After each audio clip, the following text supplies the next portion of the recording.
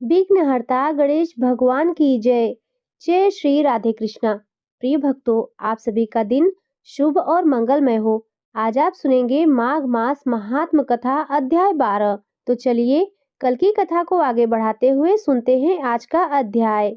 यमदूत कहने लगा कि जो कोई प्रसंगवश भी एकादशी के व्रत को करता है वह दुखों को प्राप्त नहीं होता। माघ मास की दोनों एकादशी भगवान पद्मनाभ के दिन है।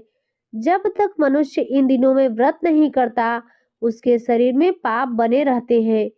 हजारों अश्वमेघ, सैकड़ों वाजपेयी यज्ञ एकादशी व्रत की 16वीं कला के बराबर भी नहीं है। एकादशी के दिन व्रत करने से 11 इंद्रियों से किए गए सब पाप नष्ट हो जाते हैं। गंगा, गया, काशी, पुष्कर, कुरुक्षेत्र, यमुना, चंद्रभागा कोई भी एकादशी के तुल्य नहीं है। इस दिन व्रत करके मनुष्य अनायासी बैकुंठ लोक को प्राप्त करता है। एकादशी को व्रत और रात्रि जागरण करने से माता पिता और स्त्री के कुल की 10-10 पीढ़ियां उद्धार पाती हैं और वह पीतांबरधारी होकर भगवान के निकट रहते हैं। बाल, युवा और वृद्ध सब तथा पापी भी व्रत करने से नरक में नहीं जाते। यमदूत कहता है कि हे वैश्य, मैं सूक्ष्म में तुमसे नरक से बचने का धर्म कहता हूँ। मन, कर्म और वचन से प्राणी मात्र का द्रोह न करना, इंद्रियों को वश में रखना, दान देना, भगवान की सेवा करना, नियम पूर्वक वर्णाश्रम धर्म का पालन करना, इन कर्मों को करने से मनुष्य नरक से बचा रहता है। स्वर्ग प्राप्त करने की इच्छा से मनुष्य गरीब भी हो तो भी जूता, छतरी, अन्न, धन, जल कुछ न कुछ दान देते रहे। दान देने वाला मनुष्य कभी यम की यातना को नहीं भोगता तथा दीर्घायु और धनी होता है। बहुत कहने से ही क्या, अधर्म से ही मनुष्य बुरी गति को प्राप्त होता है। मनुष्य सदैव धर्म के कार्यों से ही स्वर्ग को प्राप्त कर सकता है। इसीलिए बाल्यावस्था से ही धर्म के कार्यों का अभ्यास करना चाहिए। इस प्रकार माघ मास कथा अध्याय 12 समाप्त हुआ। तो प्रेम से बोलिए लक्ष्मी नारायण भगवान की जय। प्रिय भक्तों, अब सुनिए पद्म पुराण के आगे की कथा। भीष्म जी ने कहा, ब्राह्मण जो कर्म सबसे अधिक पुण्यजनक हो, जो संसार में सदा और सबको प्रिय जान पड़ता हो तथा पूर्व पुरुषों ने जिसका अनुष्ठान किया हो, ऐसा कर्म आप अपनी इच्छा के अनुसार सोच कर बताइए। पुलस्त जी बोले, राजन, एक समय की बात है। व्यास जी की शिष्य मंडली के समस्त द्विज आदर पूर्वक उन्हें प्रणाम करके धर्म की बात पूछने लगे, ठीक इसी तरह जैसे तुम मुझसे पूछते हो। द्विजों ने पूछा, गुरुदेव, संसार में पुण्य से भी पुण्यतम और सब धर्मों में उत्तम कर्म क्या है? किसका अनुष्ठान करके मनुष्य अक्षय पद को प्राप्त करते हैं? मृत्यु लोक में निवास करने वाले छोटे बड़े सभी वर्णों के लोग जिसका अनुष्ठान कर सके। व्यास जी बोले, शिष्यगण, मैं तुम लोगों को 5 धर्मों के आख्यान सुनाऊंगा। उन पांचों में से एक का भी अनुष्ठान करके मनुष्य सुयश, स्वर्ग तथा मोक्ष भी पा सकता है। माता पिता की पूजा, पति की सेवा, सबके प्रति समान भाव, मित्रों से द्रोह न करना और भगवान विष्णु का भजन करना, ये 5 महायज्ञ हैं। ब्राह्मणों, पहले माता पिता की पूजा करके मनुष्य जिस धर्म का साधन करता है वह इस पृथ्वी पर सैकड़ों यज्ञों तथा तीर्थ यात्रा आदि के द्वारा भी दुर्लभ है। पिता धर्म है, पिता स्वर्ग है और पिता ही सर्वोत्कृष्ट तपस्या है। पिता के प्रसन्न हो जाने पर संपूर्ण देवता प्रसन्न हो जाते हैं। जिसकी सेवा और सद्गुणों से पिता माता संतुष्ट रहते हैं, उस पुत्र को प्रतिदिन गंगा स्नान का फल मिलता है। माता सर्व तीर्थमयी है और पिता संपूर्ण देवताओं का स्वरूप है। इसीलिए सब प्रकार से यत्न पूर्वक माता पिता का पूजन करना चाहिए। जो माता पिता की प्रदक्षिणा करता है उसके द्वारा 7 द्वीपों से युक्त समूची पृथ्वी की परिक्रमा हो जाती है। माता पिता को प्रणाम करते समय जिसके हाथ, घुटने और मस्तक पृथ्वी पर टिकते हैं वह अक्षय स्वर्ग को प्राप्त होता है। जब तक माता पिता के चरणों की रज पुत्र के मस्तक और शरीर में लगती रहती है तभी तक वह शुद्ध रहता है। जो पुत्र माता पिता के चरण कमलों का जल पीता है उसके करोड़ों जन्मों के पाप तत्काल नष्ट हो जाते हैं। वह मनुष्य संसार में धन्य है।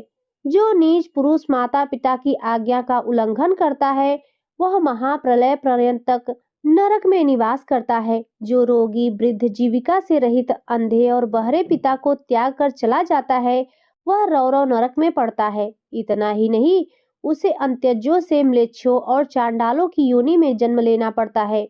माता पिता का पालन पोषण न करने से समस्त पुण्यों का नाश हो जाता है।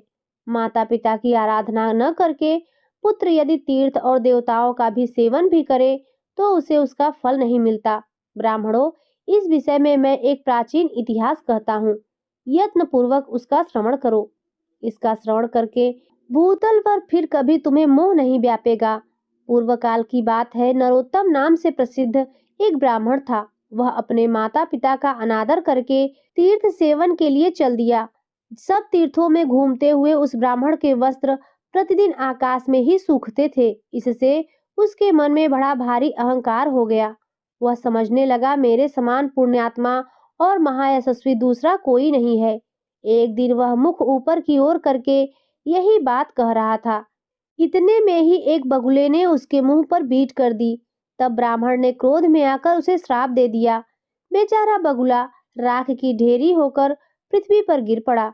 बगुले की मृत्यु होते ही नरोत्तम के भीतर महामोह ने प्रवेश किया। उसी पाप से ब्राह्मण का वस्त्र अब आकाश में नहीं ठहरता था। यह जानकर उसे बड़ा खेद हुआ। तदंतर आकाशवाणी ने कहा, ब्राह्मण, तुम परम धर्मात्मा मूक चांडाल के पास जाओ। वहां जाने से तुम्हें धर्म का ज्ञान होगा। उसका वचन तुम्हारे लिए कल्याणकारी होगा। यह आकाशवाणी सुनकर ब्राह्मण मूक चांडाल के घर गया। वहां जाकर उसने देखा, वह चांडाल सब प्रकार से अपनी माता पिता की सेवा में लगा है। जाड़े के दिनों में वह अपनी माँ बाप को स्नान के लिए गर्म जल देता, उनके शरीर में तेल मलता, तापने के लिए अंगीठी जलाता, भोजन के पश्चात पान खिलाता और रुईदार कपड़े पहनने को देता था। प्रतिदिन मिष्ठान भोजन के लिए परोसता और बसंत ऋतु में महुए की सुगंधित माला पहनाता था। इनके सिवा और भी जो भोग सामग्रियां प्राप्त होती उन्हें देता और भांति भांति की आवश्यकताएं पूर्ण किया करता था। गर्मी मौसम प्रतिदिन माता पिता को पंखा झलता था। इस प्रकार नित्य प्रति उनकी परिचर्या करके ही वह भोजन करता था।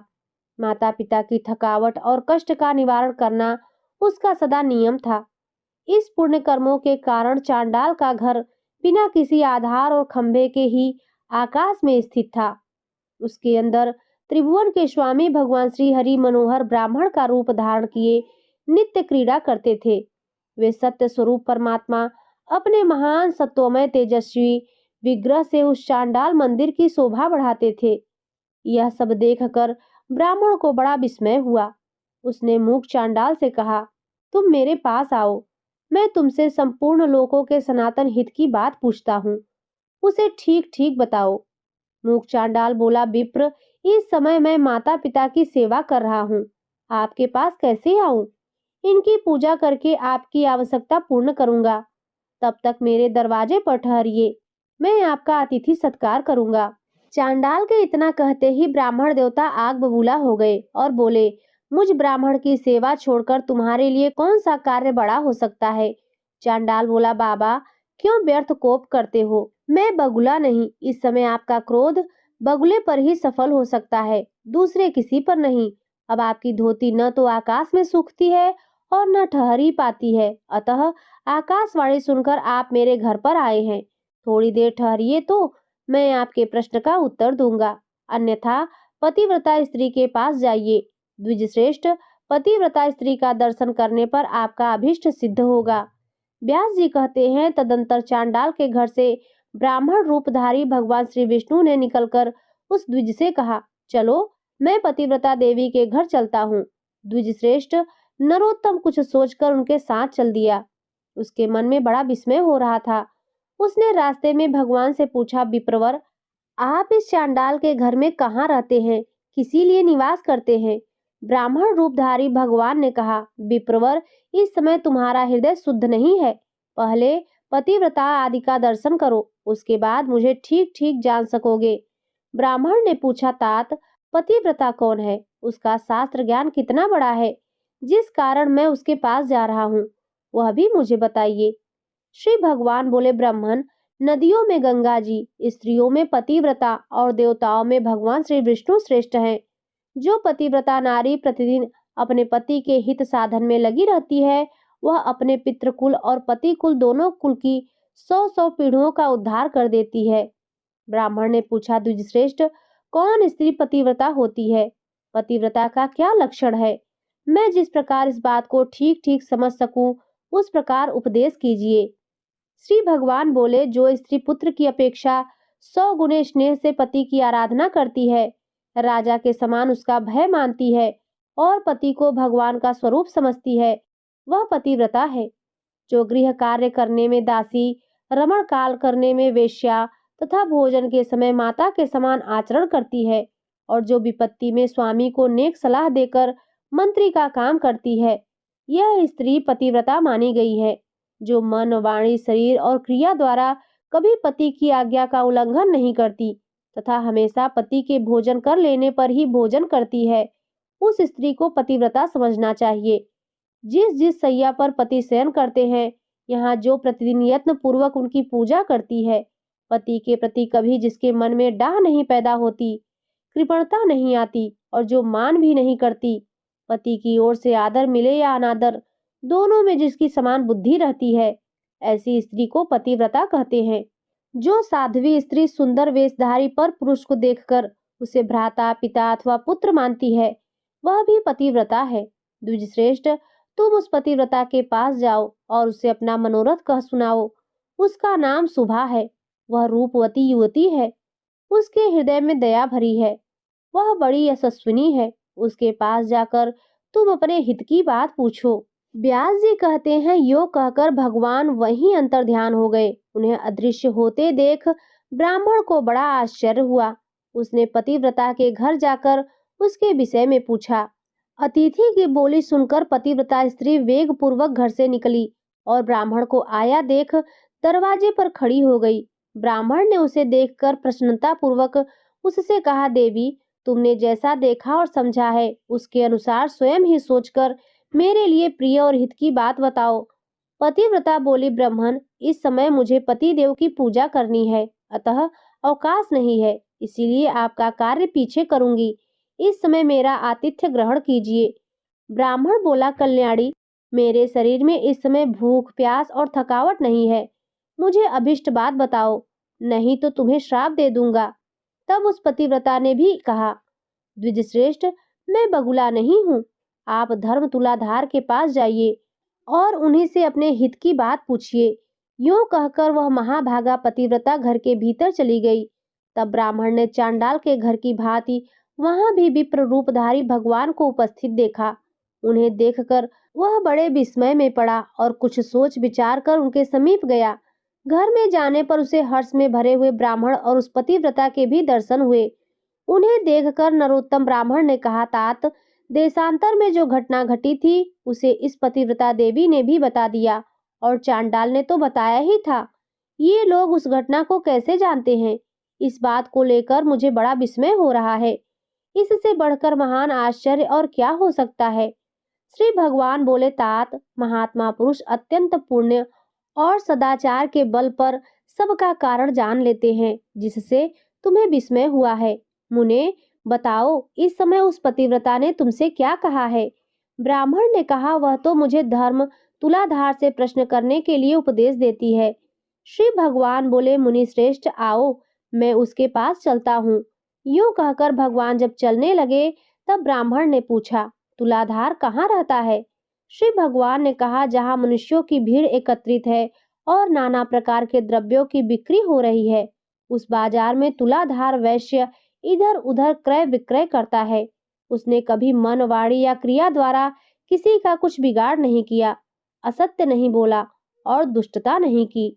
वह सब लोगों के हित में तत्पर रहता है, सब प्राणियों में समान भाव रखता तथा ढेले, पत्थर और सुवर्ण को समान समझता है। लोग जौ, नमक, तेल, घी, अनाज की ढेरियां तथा अन्यान्य संग्रहित वस्तुएं उसकी जबान पर ही लेते देते हैं। वह प्राणांत उपस्थित होने पर भी सत्य छोड़कर कभी झूठ नहीं बोलता। इसी से वह धर्म तुलाधार कहलाता है।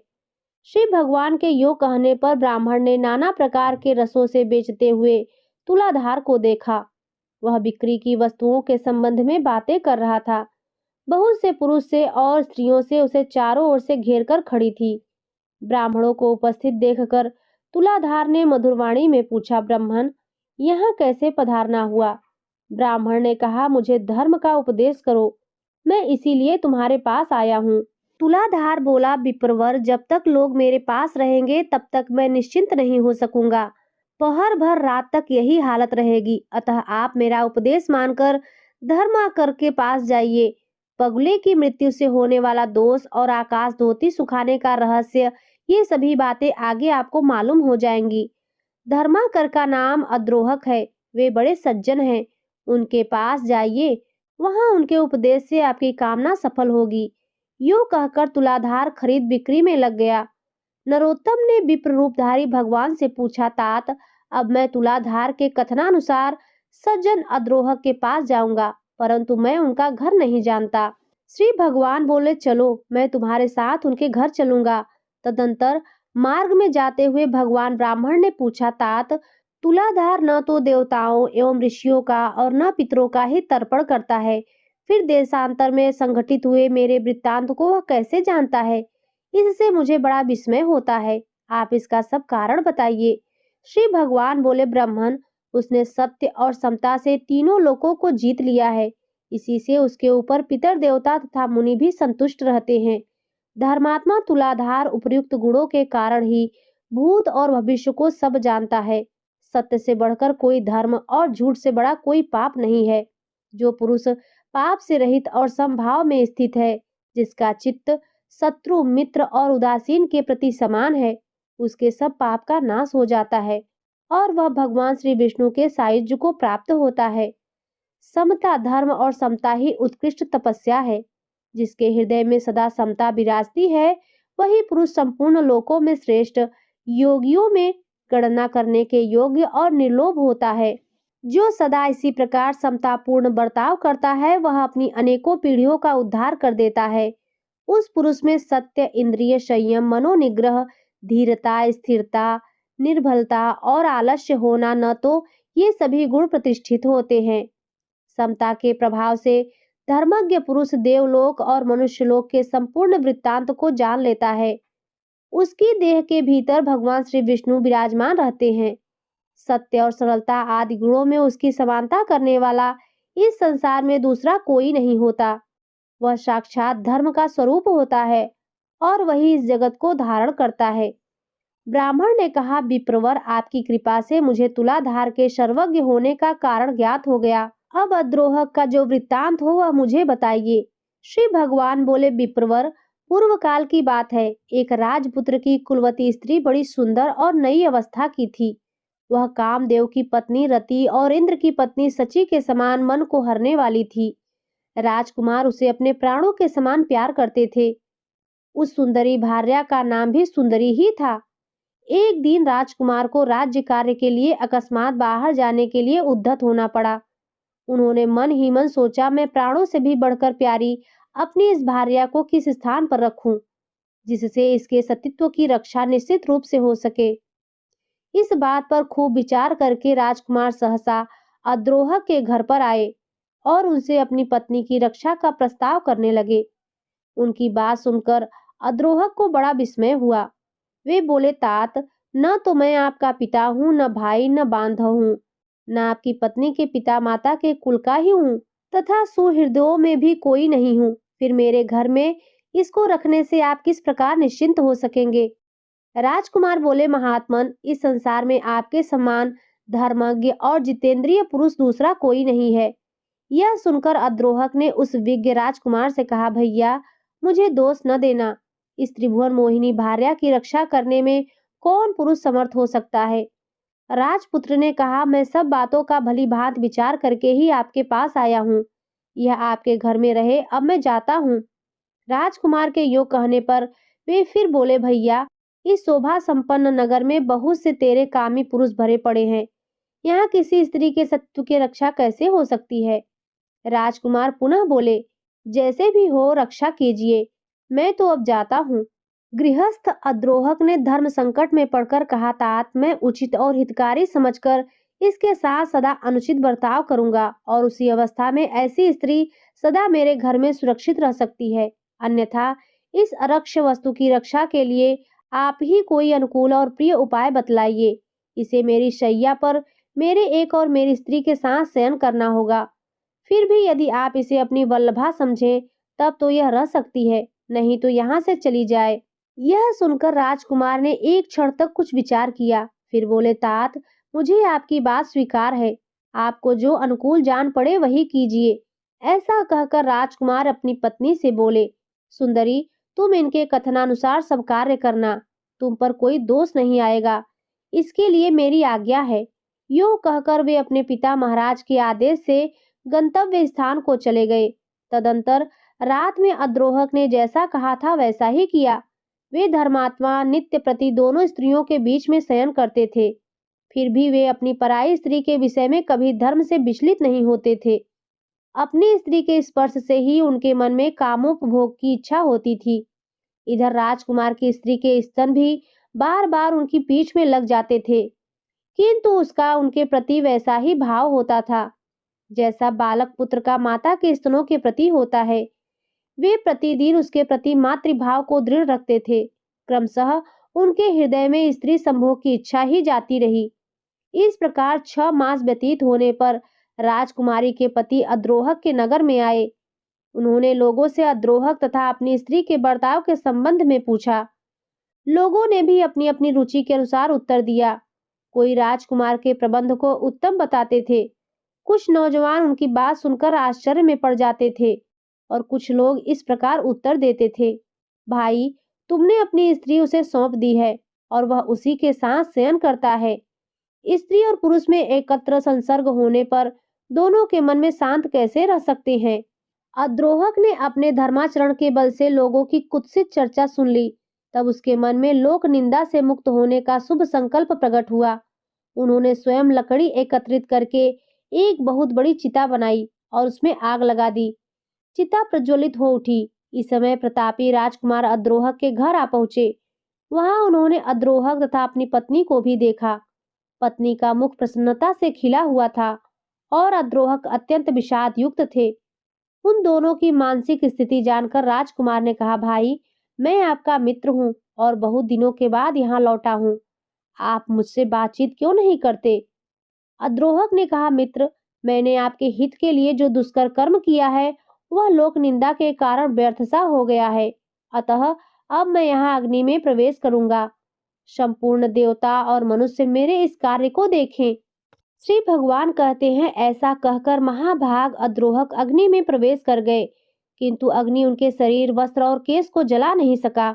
आकाश में खड़े समस्त देवता प्रसन्न होकर उन्हें साधुवाद देने लगे। सबने चारों ओर से उनके मस्तक पर फूलों की वर्षा की।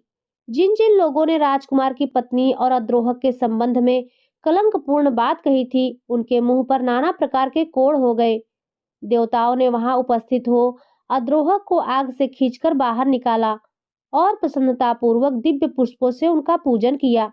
उनका चरित्र सुनकर मुनियों को भी बड़ा विस्मय हुआ। समस्त मुनिवरों तथा विभिन्न वर्णों के मनुष्यों के उन महातेजस्वी महात्मा का पूजन किया और उन्होंने भी सबका विशेष आदर किया। उस समय देवताओं, असुरों और मनुष्यों ने मिलकर उनका नाम सज्जन अद्रोहक रखा। उनके चरणों की धूलि से पवित्र हुई भूमि के ऊपर खेती की उपज अधिक होने लगी। देवताओं ने राजकुमार से कहा, तुम अपनी इस स्त्री को स्वीकार करो। इन अद्रोहक के समान कोई मनुष्य इस संसार में नहीं हुआ है। इस समय इस पृथ्वी पर दूसरा कोई ऐसा पुरुष नहीं है जिसे काम और लोभ ने परास्त न किया हो। देवता, असुर, मनुष्य, राक्षस, मृग, पक्षी और कीट आदि संपूर्ण प्राणियों के लिए यह काम दुर्जय है। काम, लोभ और क्रोध के कारण ही प्राणियों को सदा जन्म लेना पड़ता है। काम ही संसार बंधन में डालने वाला है। प्रायः कहीं भी काम रहित पुरुष का मिलना कठिन है। इन अद्रोहक ने सबको जीत लिया है, 14 भुवनों पर विजय प्राप्त की है। इनके हृदय में भगवान श्री वासुदेव बड़ी प्रसन्नता के साथ नित्य विराजमान रहते हैं। इनका स्पर्श और दर्शन करके मनुष्य सब पापों से मुक्त हो जाते हैं और निष्पाप होकर अक्षय स्वर्ग प्राप्त करते हैं। यूं कहकर देवता विमानों पर बैठ आनंद पूर्वक स्वर्गलोक को पधारे। मनुष्य भी संतुष्ट होकर अपने अपने स्थान को चल दिए तथा वे दोनों स्त्री पुरुष भी अपने राजमहल को चले गए। तब से अद्रोह को दिव्य दृष्टि प्राप्त हो गई। ये देवताओं को भी देखते हैं और तीनों लोकों की बातें अनायास ही जान लेते हैं। व्यास जी कहते हैं, तदंतर अद्रोह की गली में जाकर द्विज ने उनका दर्शन किया और बड़ी प्रसन्नता के साथ उनसे धर्म में उपदेश तथा हित की बातें पूछी। सज्जन अद्रोहक ने कहा, धर्मज्ञ ब्राह्मण, आप पुरुषों में श्रेष्ठ वैष्णव के पास जाइए। उनका दर्शन करने से इस समय आपका मनोरथ सफल होगा। बगुले की मृत्यु तथा आकाश में वस्त्र के न सूखने आदि का कारण आपको विदित हो जाएगा।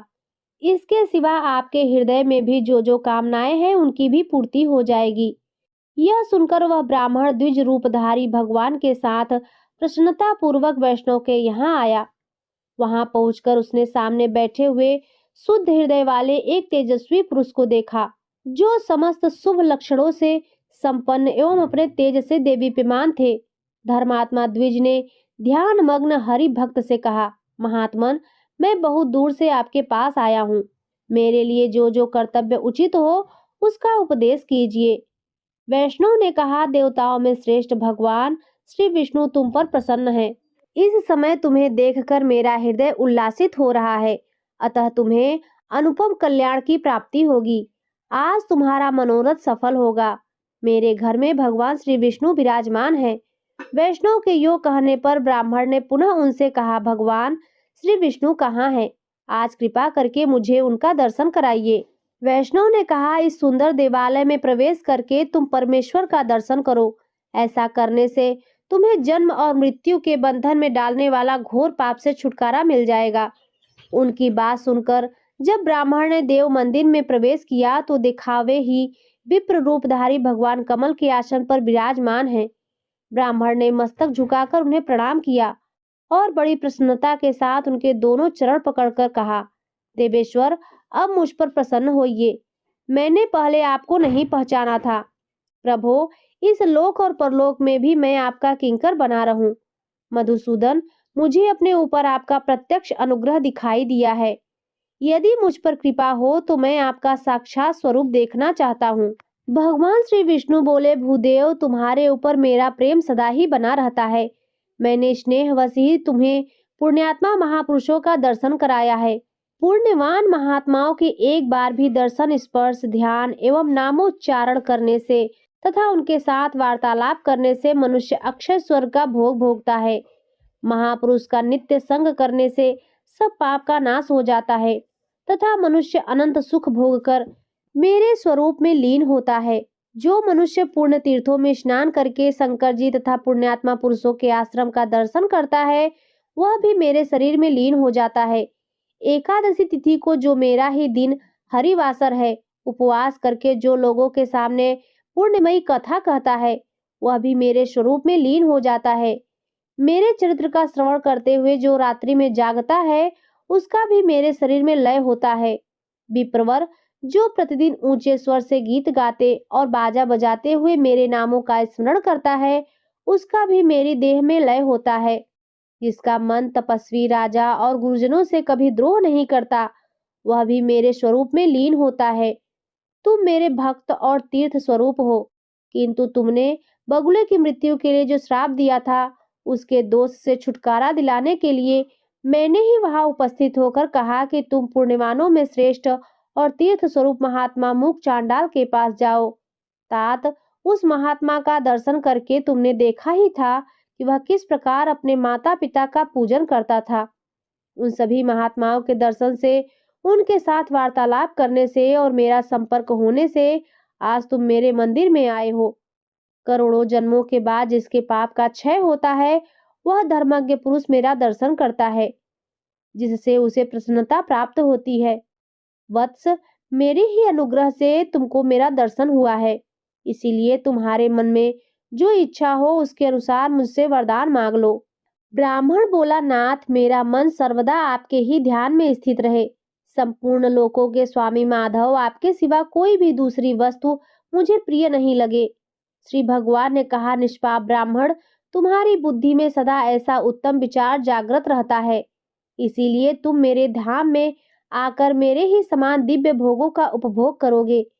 किंतु तुम्हारे माता पिता तुमसे आदर नहीं पा रहे हैं, अतः पहले माता पिता की पूजा करो, इसके बाद मेरे स्वरूप को प्राप्त हो सकोगे। उनके दुखपूर्ण उच्छ्वास से और क्रोध से तुम्हारी तपस्या प्रतिदिन नष्ट हो रही है। जिस पुत्र के ऊपर सदा ही माता पिता का कोप रहता है, उसको नरक में पड़ने में ब्रह्मा तथा महादेव जी भी नहीं रोक सकते।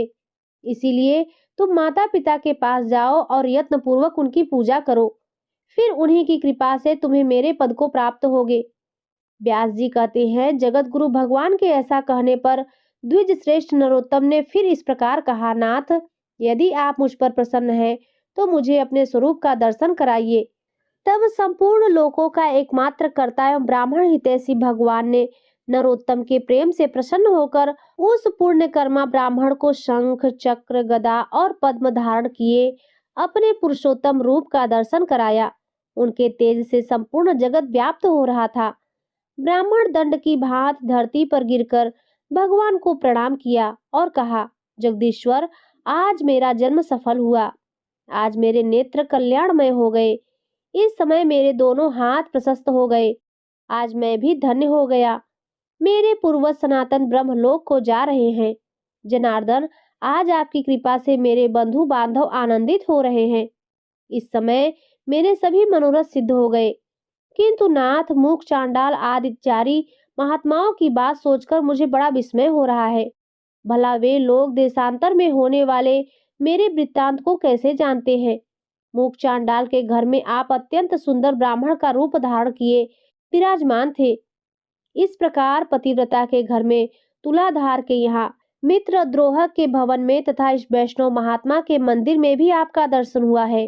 इन सब बातों का यथार्थ रहस्य क्या है? मुझ पर अनुग्रह करके बताइए।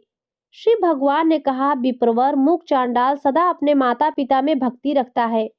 सुभा देवी पतिव्रता है। तुलाधार सत्यवादी है और सब लोगों के प्रति समान भाव रखता है। अद्रोह के लोभ और काम पर विजय पाई है तथा वैष्णव मेरा अनन्य भक्त है। इन्हीं सद्गुणों के कारण प्रसन्न होकर मैं इन सबके घर में सानंद निवास करता हूँ। मेरे साथ सरस्वती और लक्ष्मी भी इन लोगों के यहाँ मौजूद रहती है। मूक चांडाल त्रिभुवन में सबका कल्याण करने वाला है। चांडाल होने पर भी वह सदाचार में स्थित है, इसीलिए देवता उसे ब्राह्मण मानते हैं। पुण्य कर्म द्वारा मूक चांडाल को समानता करने वाला इस संसार में दूसरा कोई नहीं है। वह सदा माता पिता की भक्ति में संलग्न रहता है। उसने अपनी इस भक्ति के बल से तीनों लोकों को जीत लिया है। उसकी माता पिता के प्रति भक्ति देखकर मैं बहुत संतुष्ट रहता हूँ और इसीलिए उसके घर के भीतर आकाश में संपूर्ण देवताओं के साथ ब्राह्मण रूप से निवास करता हूँ। इसी प्रकार मैं उस पतिव्रता तुलाधार के, अद्रोह के और इस वैष्णव के घर में भी सदा निवास करता हूँ। धर्मज्ञ, एक मुहूर्त के लिए भी मैं इन लोगों का घर नहीं छोड़ता। जो पुण्यात्मा है वही मेरा प्रतिदिन दर्शन पाते हैं, दूसरे पापी मनुष्य नहीं। तुमने अपने पुण्य के प्रभाव से और मेरे अनुग्रह के कारण मेरा दर्शन किया है। अब मैं क्रमशः उन महात्माओं के सदाचार का वर्णन करूंगा। तुम ध्यान देकर सुनो। ऐसे वर्णनों को सुनकर मनुष्य जन्म और मृत्यु के बंधन से सर्वथा मुक्त हो जाता है। देवताओं में भी पिता और माता से बढ़कर तीर्थ नहीं है। जिसने माता पिता की आराधना की है वही पुरुषों में श्रेष्ठ है। वह मेरे हृदय में रहता है और मैं उसके हृदय में। हम दोनों में कोई अंतर नहीं रह जाता। इहलोक और परलोक में भी वह मेरे ही समान पूज्य है। वह अपने समस्त बंधु बांधवों के साथ मेरे रमणीय धाम में पहुंचकर मुझ में लीन हो जाता है। माता पिता की आराधना के बल से ही वह नरश्रेष्ठ, मूक, चांडाल तीनों लोकों की बातें जानता है। फिर इस विषय में तुम्हें क्यों विस्मय हो रहा है? ब्राह्मण ने पूछा, जगदीश्वर, मोह और अज्ञानतावश पहले माता पिता की आराधना न करके फिर भले बुरे का ज्ञान होने पर यदि मनुष्य पुनः माता पिता की सेवा करना चाहे तो उसके लिए क्या कर्तव्य है? श्री भगवान बोले, विप्रवर, 1 वर्ष, 1 मास, 1 पक्ष, 1 सप्ताह अथवा 1 दिन भी जिसने माता पिता की भक्ति की है वह मेरे धाम को प्राप्त होता है, तथा जो उनके मन को कष्ट पहुंचाता है वह अवश्य नरक में पड़ता है। जिसने पहले अपने माता पिता की पूजा की हो या न की हो, यदि उसकी मृत्यु के पश्चात वह साँड छोड़ता है तो उसे पितृभक्ति का फल मिल जाता है। जो बुद्धिमान पुत्र अपना सर्वस्व लगाकर माता पिता का श्राद्ध करता है, वह जातिस्मर पूर्व जन्म की बातों को स्मरण करने वाला होता है। उसे पितृभक्ति का पूरा फल मिल जाता है। श्राद्ध से बढ़कर महान यज्ञ तीनों लोकों में दूसरा कोई नहीं है। इसमें जो कुछ दान किया जाता है वह सब अक्षय होता है। दूसरों को जो दान दिया जाता है उसका फल 10,000 गुना होता है। अपनी जाति वालों को देने से लाख गुना, पिंड दान में लगाया हुआ धन करोड़ गुना और ब्राह्मण को देने पर वह अनंत गुना फल देने वाला बताया गया है।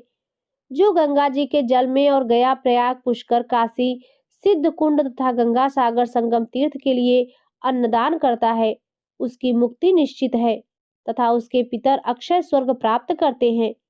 उनका जन्म सफल हो जाता है। जो विशेषतः गंगा जी में तिल मिश्रित जल के द्वारा तर्पण करता है, उसे भी मोक्ष का मार्ग मिल जाता है। फिर जो पिंडदान करता है उसके लिए तो कहना ही क्या। अमावस्या और युगादि तिथियों को तथा चंद्रमा और सूर्य के ग्रहण के दिन जो पार्वण श्राद्ध करता है वह अक्षय लोक का भागी होता है। उसके पितर उसे प्रिय आशीर्वाद और अनंत भोग प्रदान करके 10,000 वर्षों तक तृप्त रखते हैं। इसीलिए प्रत्येक पर्व पर पुत्रों को प्रसन्नता पूर्वक पार्वण का श्राद्ध करना चाहिए। माता पिता के श्राद्ध यज्ञ का अनुष्ठान करके मनुष्य सब प्रकार के बंधनों से मुक्त हो जाता है। जो श्राद्ध प्रतिदिन किया जाता है उसे नित्य श्राद्ध माना गया है। जो पुरुष श्रद्धा पूर्वक नित्य श्राद्ध करता है वह अक्षय लोक का उपभोग करता है। इसी प्रकार कृष्ण पक्ष में विधि पूर्वक काम में श्राद्ध का अनुष्ठान करके मनुष्य मनोवांछित फल प्राप्त करता है। आषाढ़ की पूर्णिमा के बाद जो 5 पक्ष आता है जिसे महालय या पितृपक्ष कहते हैं, उसमें पितरों का श्राद्ध करना चाहिए। उस समय सूर्य कन्या राशि पर गए हैं या नहीं, इसका विचार नहीं करना चाहिए। जब सूर्य कन्या राशि पर स्थित होते हैं उस समय से लेकर 16 दिन उत्तम दक्षिणाओं से संपन्न यज्ञों के समान महत्व रखते हैं। उन दिनों में इस परम पवित्र काम में श्राद्ध का अनुष्ठान करना उचित है। इससे श्राद्धकर्ता का अमंगल होता है। यदि उस समय श्राद्ध न हो सके तो जब सूर्य तुला राशि पर स्थित हो उसी समय कृष्ण पक्ष आदि में उक्त श्राद्ध करना उचित है। चंद्र ग्रहण के समय सभी दान भूमि दान के समान होते हैं। सभी ब्राह्मण व्यास के समान माने जाते हैं और समस्त जल गंगा जल के तुल्य हो जाता है। चंद्र ग्रहण में दिया हुआ दान और समय की अपेक्षा लाख गुना तथा सूर्य ग्रहण का 10 लाख गुना अधिक फल देने वाला बताया गया है। और यदि गंगा जी का जल प्राप्त हो जाए तब तो चंद्र ग्रहण का दान करोड़ गुना और सूर्य ग्रहण में दिया हुआ दान 10 करोड़ गुना अधिक फल देने वाला होता है। विधि पूर्वक 1 लाख गोदान करने से जो फल प्राप्त होता है वह चंद्र ग्रहण के समय गंगा जी में स्नान करने से मिल जाता है। जो चंद्रमा और सूर्य के ग्रहण में गंगा जी के जल में डुबकी लगाता है उसे संपूर्ण तीर्थों में स्नान करने का फल प्राप्त होता है। यदि रविवार को सूर्य ग्रहण और सोमवार को चंद्र ग्रहण हो तो वह चूड़ामणि नामक योग कहलाता है। उसमें स्नान और दान का अनंत फल माना गया है। उस समय पूर्ण तीर्थ में पहले उपवास करके जो पुरुष पिंड दान, तर्पण तथा धन दान करता है वह सत्यलोक में प्रतिष्ठित होता है। ब्राह्मण ने पूछा, देव, आपने पिता के लिए किए जाने वाले श्राद्ध नामक महायज्ञ का वर्णन किया। अब यह बताइए कि पुत्र को पिता के जीते जी क्या करना चाहिए। कौन सा कर्म करके बुद्धिमान पुत्र को जन्म जन्मांतरों में परम कल्याण की प्राप्ति हो सकती है। ये सब बातें यत्न पूर्वक बताने की कृपा कीजिए।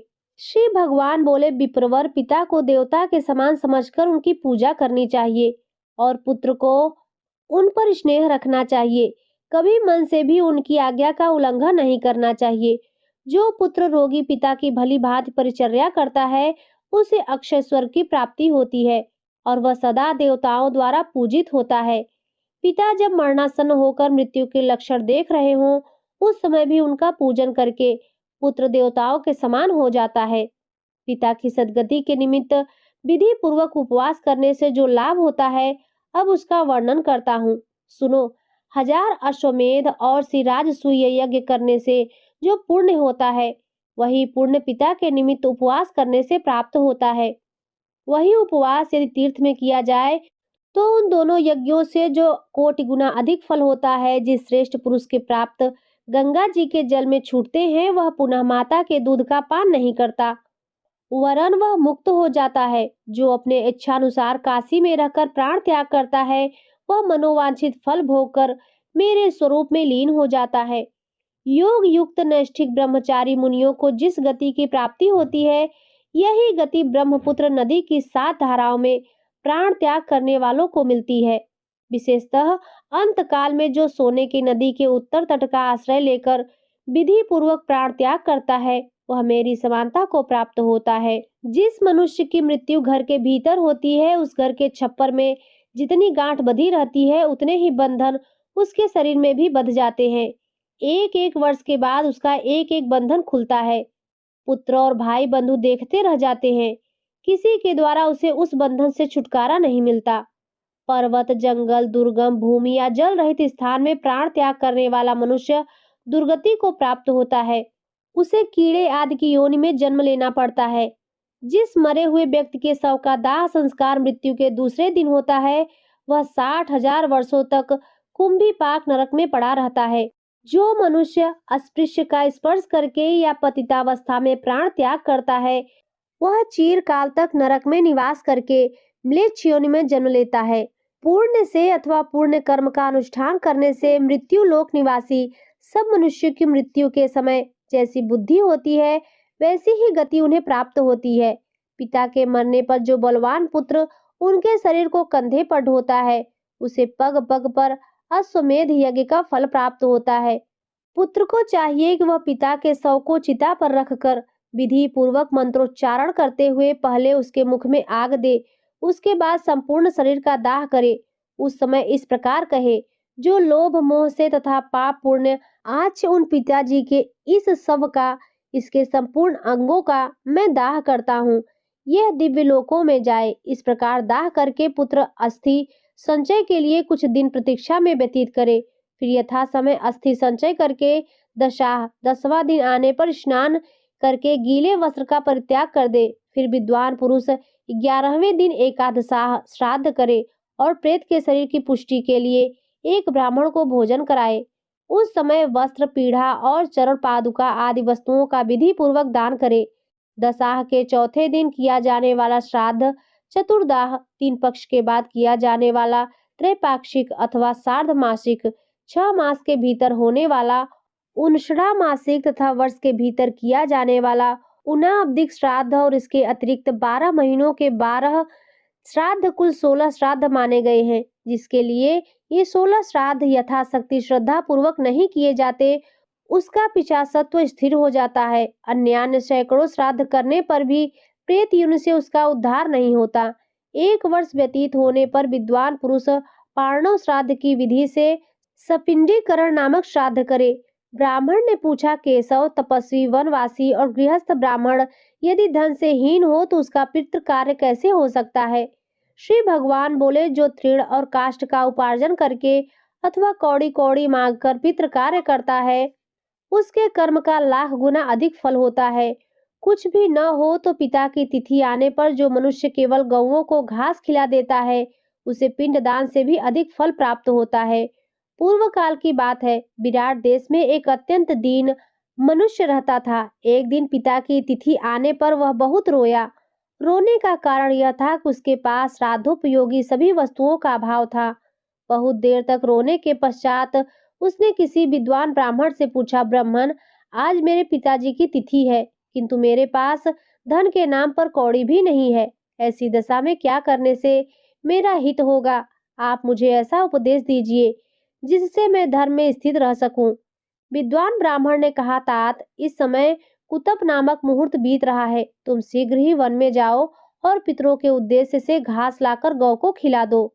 तदंतर ब्राह्मण के उपदेश से वह वन में गया और घास का बोझा लेकर बड़े हर्ष के साथ पिता की तृप्ति के लिए उसे गौ को खिला दिया। इस पुण्य के प्रभाव से वह देवलोक को चला गया। पितृ यज्ञ से बढ़कर दूसरा कोई धर्म नहीं है, इसीलिए पूर्ण प्रयत्न करके अपनी शक्ति के अनुसार मात्सर्य भाव का त्याग करके श्राद्ध करना चाहिए। जो मनुष्य लोगों के सामने इस धर्म संतान धर्म का विस्तार करने वाले अध्याय का पाठ करता है, उसे प्रत्येक लोक में गंगा जी के जल में स्नान करने का फल प्राप्त होता है। जिसने प्रत्येक जन्म में महापातकों का संग्रह किया हो, उसका वह सारा संग्रह इस अध्याय का एक बार पाठ या श्रवण करने पर नष्ट हो जाता है। इस प्रकार आज का यह अध्याय संपूर्ण हुआ। इसके आगे का अध्याय कल आप लोग सुनेंगे। तो प्रेम से बोलिए लक्ष्मी नारायण भगवान की जय। प्रिय भक्तों, अब आइए सुनते हैं श्री विष्णु चालीसा। दोहा। विष्णु सुनिए विनय सेवक की चितलाए, कीरत कुछ वर्णन करूं दीजे ज्ञान बताए। चौपाई। नमो विष्णु भगवान खरारी, कष्ट नसावन अखिल बिहारी। प्रगल जगत में शक्ति तुम्हारी, त्रिभुवन फैल रही उजियारी। सुंदर रूप मनोहर सूरत, सरल स्वभाव मोहिनी मूरत। तन पर पीतांबर अति शोहत, बैजंती माला मनमोहत। शंख चक्र कर गदा बिराजे, देखत दैत्य असुर दल भाजे। सत्य धर्म मद लोभ न गाजे, काम क्रोध मद लोभ न छाजे। संत भक्त सज्जन मनरंजन, धनुज असुर दुष्टल दल गंजन। सुख उपजाए कष्ट सब भंजन, दोष मिटाए करत जन सज्जन। पाप काट भव सिंधु उतारण, कष्ट नाश कर भक्त उबारण।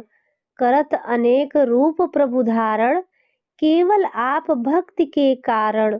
धरणी धेनु बन तुम्हें पुकारा, तब तुम रूप राम का धारा। भार उतार असुर दल मारा, रावण आदि को संहारा। आप वराह रूप बनाया, हिरणाक्ष को मार गिराया। धर मत्स्य तन सिंधु बनाया, 14 रत्नन को निकलवाया। अमिलख असुरन द्वंद मचाया, रूप मोहिनी आप दिखाया। वेदन को जब असुर डुबाया, कर प्रबंध उन्हें ढूढ़वाया। मोहित बनकर खल ही नचाया, उसही कर से भस्म कराया। असुर जलंधर अति बलदाई, शंकर से उन कीन्ह लड़ाई। हार पार शिव शकल बनाई, कीन सती से छल खल जाई। सुमिरन कीन्ह तुम्हें शिवरानी, बतलाई सब विपत कहानी। तब तुम बने मुनीश्वर ज्ञानी, वृंदा की सब सुरति भुलानी। देखत तीन तनुज सैतानी, वृंदा आय तुम्हें लपटानी। हो स्पर्श धर्म क्षतिमानी, हना असुर उर शिव शैतानी। तुमने ध्रुव प्रहलाद उबारे, हिरणाकुश आदिक खल मारे। गणिका और अजामिल तारे, बहुत भक्त भव सिंधु उतारे। हरहु सकल संताप हमारे, कृपा करहु हरि सृजन हारे। देखहु मैं निज दरस तुम्हारे, दीन बंधु भक्तन हितकारे। चाहता आपका सेवक दर्शन, करहु दया अपनी मधुसूदन। जानू नहीं योग्य जब पूजन, होय यज्ञ स्तुति अनुमोदन। शील दया संतोष सुलक्षणा, विदित नहीं व्रत बोध विलक्षण। करहूँ आपका किस विधि पूजन, कुमति विलोक होत दुख भीषण। करहूँ प्रणाम कौन विधि सुमिरन, कौन भांति मैं करहूँ समर्पण। सुरमुनि करत सदा सेवकाई, हर्षित रहत परम गति पाई। दीन दुखिन पर सदा सहाई, निज जन जान लेव अपनाई। पाप दोष संताप नशाओ, भव बंधन से मुक्त कराओ। दोहा। सुध संपत्ति दे सुख उपजाओ, निज चरणन का दास बनाओ। निगम सदा ये विनय सुनावे, पढ़े सुने सो जन सुख पावे। इत श्री विष्णु चालीसा संपूर्ण। प्रिय भक्तों, अब आइए अंत में सुनते हैं भगवान विष्णु की आरती। ओम जय जगदीश हरे, स्वामी जय जगदीश हरे। भक्त जनों के संकट, भक्त जनों के संकट, क्षण में दूर करे। ओम जय जगदीश हरे। जो ध्यावे फल पावे, दुख विनशे मन का, प्रभु दुख विनशे मन का। सुख संपत्ति घर आवे, सुख संपत्ति घर आवे, कष्ट मिटे तन का। ओम जय जगदीश हरे। मात पिता तुम मेरे, शरण गहूँ मैं किसकी। प्रभु शरण गहूँ मैं किसकी, तुम बिनु और न दूजा, तुम बिनु और न दूजा, आस करूं जिसकी। ओम जय जगदीश हरे। तुम पूर्ण परमात्मा, तुम अंतर्यामी, प्रभु तुम अंतर्यामी। पार ब्रह्म परमेश्वर, पार ब्रह्म परमेश्वर, तुम सबके स्वामी। ओम जय जगदीश हरे। तुम करुणा के सागर, तुम पालन करता, प्रभु तुम पालन करता। मैं मूरख खल कामी, मैं मूरख खल कामी, कृपा करो भरता। ओम जय जगदीश हरे।